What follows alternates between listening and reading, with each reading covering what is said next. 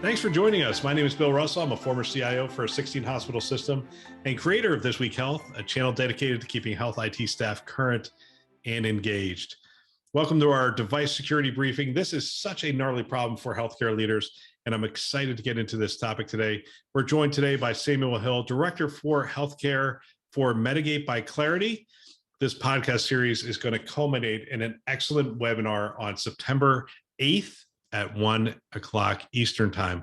We're going to have two experts from leading healthcare systems. We're going to have Intermountain and Children's of LA. Eric Decker is going to join us, and Andrew Sutherland. And they're going to talk about the challenges and solutions to unmanaged devices in healthcare. For more information, just check out the description box below and the registration link. You can also just go to our website, thisweekhealth.com. In the upper right-hand corner, we will have a link to this upcoming webinar.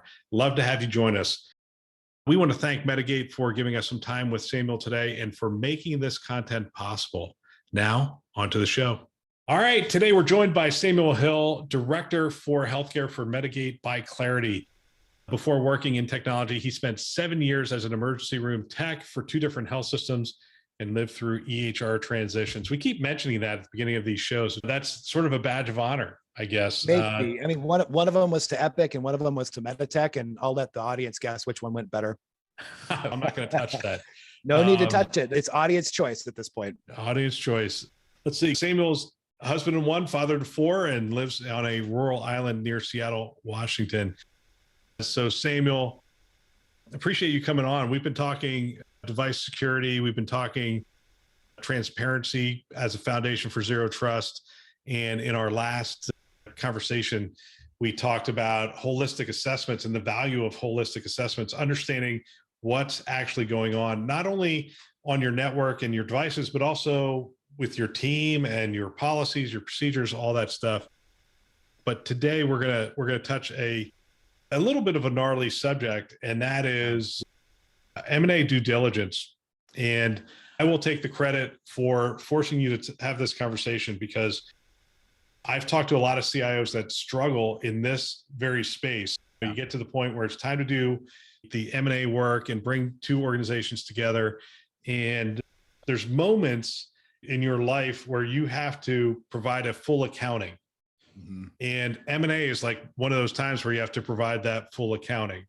And right. You come together with another organization and they say things like, hey, what are your policies on your firewall? How do we connect up through your VPN? And one of those things is, let's do an accounting of all the devices and everything that's going on. And I think everybody in the world assumes that the CIO knows all this and can identify all the devices and knows what patch version and all that stuff they're on, what the risk level is to the organization based on that. But that is not always the case, is it? No, I mean, every CIO I know typically goes to bed every night reading their database of devices that are connected just to make sure it's up to date. I mean, that's typical behavior, right? No. Of course not. No, I mean, they got much bigger things that they're worried about. They got businesses to run and value to drive for their organization. So I think when it comes to M&A, though, we're looking at it as, obviously there's a reason why M&A is happening. And it's one of the hardest things in business to achieve. It's a successful merger and acquisition. There's always challenges, always stress. It's a hard time. Like we all know this, but what we could hope becomes a little bit easier is being able to assess and then assign some of the risk from the new organization. So if you're from the perspective of the acquiring organization and you're doing the assessment on what do they have, what technology standards do they operate with, what best practices do they adhere to, but also what devices do they have in their environment? And that's really difficult to get a real fine point on. They might send you a list. Here's what we pulled out of our CMDB, or here's what our CMMS currently says. And well, how accurate is that really? And so what happens then, as you Bill, 6 months later, you've connected all the systems and you're just surprised by so many different things that did not come up in the due diligence process. Yeah, typically when two organizations come together, they're at different maturity points in the cycle. And it's interesting to me how often you throw out the word CMDB, like I should trust what's in the CMDB. And my team would always say to me, it's like, be leery. I'm going to give you this information, but be leery. They would much rather have like real time visibility into the entire network rather than rely on the CMDB, because it was not pulling from that real time and populating. At least back in the day, it Right. wasn't doing that. And the other thing I will share here is we acquired medical practices, we acquired hospitals and whatnot. One of the breaches we had was literally 2 days after we acquired a medical practice. And it's one of those that, our practices prior to, I mean, that was back in the Wild West days, 2012, Right. 2013. Right. Today, I think we've gotten a lot more sophisticated because the attacks are just ever there. And I think about that. And how do you get ahead of the risk that you've just assumed? And should that be a part of the due diligence to make sure that the organization knows the risk that you're taking on? Hey, here's nobody talks about how many devices you're bringing in and Right. where they are on the life cycle, and are they able to be patched? Do we have FDA blocking? I mean, where are we at on those things? Well, that's the trick, right? It's you're bringing all these devices now and you're connecting them into a joint network of some kind, right? There's some type of connection between your networks. And these devices have vulnerabilities, they have risk, they're at different life stages. And so it's a data point that's much easier to acquire now than maybe it was 5, 6, 7 years ago. And so I think it's something that should be a part of the best practice for M&A is that full and robust accounting.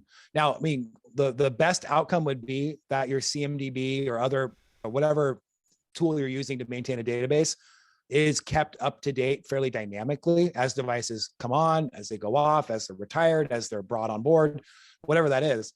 That would be the best, so that way you can pull single reports and have a moment in time view of it that's pretty accurate. But short of that, especially in M&A activity, it's fairly easy now to deploy accurate sensors to get all of the information about those sites and that system in general, so that you can have that information in your back pocket as you begin to put a valuation on the risk, or maybe not a valuation, but start assessing and assigning and beginning to plan how you'll manage that risk for those devices. What kind of data do you think we should have for M&A to go well?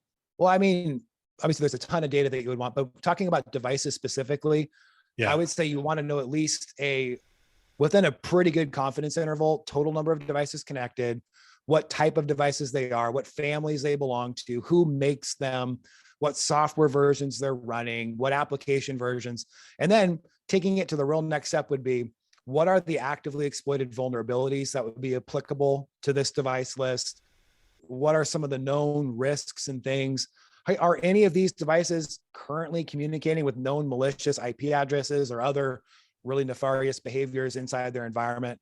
And so having kind of that snapshot would give you a real good confidence of, okay, yeah, we're going to do this M&A, but I'm immediately quarantining that entire location until I can fix some of these issues or whatever that. Maybe it's in a better state than you thought it would be, and you can have a little bit of sleep at night. Yeah, and the nice thing about having that information, I would assume, is not only from a security standpoint, but from an integration standpoint. Right. Right. So that the teams are going to come together at some point and they're going to start that work. And it would be nice to know what the overlap is and those kind of things. And I'd also like to plan for, at the point of the actual event, there's actually some money floating around. Right. And there isn't necessarily money floating around later. And so there's an opportunity to say, look, we're acquiring this organization. Here's the list. Here's what we're seeing. This actually presents a significant risk for us. Why don't we end of life this equipment, move stuff in that we utilize in our other hospitals that's utilizing a similar platform and whatnot. And so there's opportunities at the point of M&A that you won't necessarily have 6 months after the event happens. Yeah, the board's a little more willing to fund some of that work at that joint time versus a year later in your next capital plan. Yeah. So give me an idea. I mean, are we talking like you just pop a tool in, click a button, and all of a sudden you have an inventory?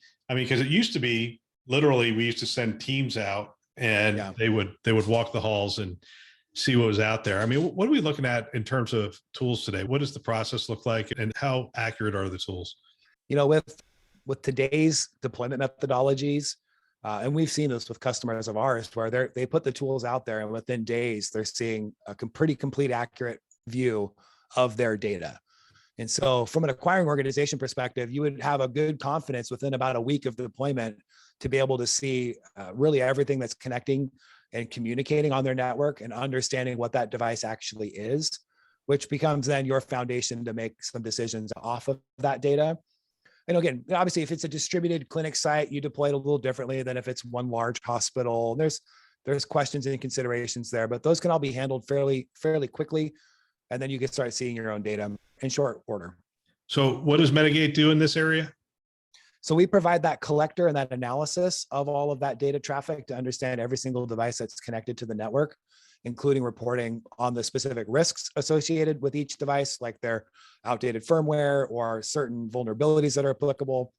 And that can help you then enforce your network strategies around how are we segmenting and architecting different parts of the network. So we would be that data collection source for you in the M&A strategy of deploying a Medigate sensor in that new environment and getting that read back so you could have really strong data to make decisions off of. Where can they go to get more information on that? Well, medigate.io/demo would be a great place to go for that.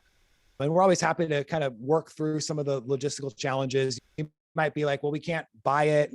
That's fine. We'll get you the data and we'll figure all that stuff out afterwards. Because at the end of the day, it's about securing the devices that are in healthcare. Fantastic. Samuel, as always, great to talk to you. Appreciate the time. Thanks, Bill. What a great discussion. I want to thank our sponsor for today, Medigate by Clarity, for investing in our mission to develop the next generation of health leaders. Don't forget that this whole series culminates with a great webinar that we are going to have. And we have two great healthcare leaders who are going to join us, Intermountain Eric Decker, Children's of LA, Andrew Sutherland. And we are going to talk about the challenges and solutions to unmanaged devices in healthcare. You can check out the description box below for more information and the registration link. You can also go to our website, thisweekhealth.com, and look for a link to it in the top right-hand corner of the page. Love to have you join us again September 8th at 1 o'clock Eastern Time. Thanks for listening. That's all for now.